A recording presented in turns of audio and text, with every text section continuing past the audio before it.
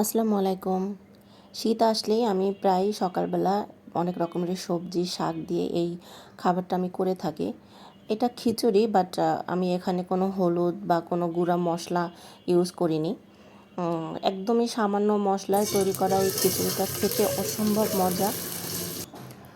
আমি যেভাবে করি জাস্ট সেটাই আপনাদের সাথে একটু শেয়ার করছি। আমি এখানে একটা হাঁড়িতে তেল দিয়েছি, তার মধ্যে সামান্য পেঁয়াজ কুচি, একটু তেজপাতা আর সামান্য একটু গরম মশলা, নর্মাল গরম মশলা, দুটো এলাচ, দুটো দারচিনির টুকরো আর দুটো লবঙ্গ দিয়ে একটু ভালোভাবে ভেজে তার মধ্যে হাফ চামচ আদা বাটা, হাফ চামচ রসুন বাটা দিয়ে মশলাটা একটু ভালোভাবে কষিয়ে নিব। তারপরে হচ্ছে আমি এখানে কয়েক রকমের সবজি দিয়েছি। আমি এখানে দিয়েছি সিম, গাজর, তারপরে হচ্ছে লাউ ছিল, মিষ্টি কুমড়া, আলু। আমার কাছে যেগুলো ছিল আমি সেগুলোই দিয়েছি। তারপর ওটা একটু হালকা ভেজে তার মধ্যে চাল ডাল একসাথে 1 কাপ নিয়েছি আমি, মুগ ডাল, মসুর ডাল আর চাল। আমি এখানে ভাতের চাল দিয়ে রান্না করছি। আপনারা চাইলে পোলার চাল দিয়ে রান্না করতে পারবেন, কিন্তু এটা ভাতের চাল দিয়ে রান্না করলেই না অনেক মজা হয়।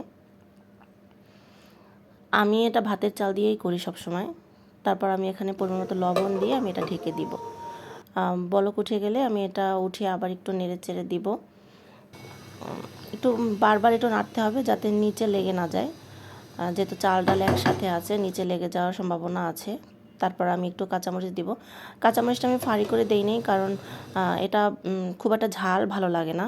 আর যেহেতু আমার বাচ্চা খাবে, সেজন্য আমি ঝাল বেশি করতে চাচ্ছি না।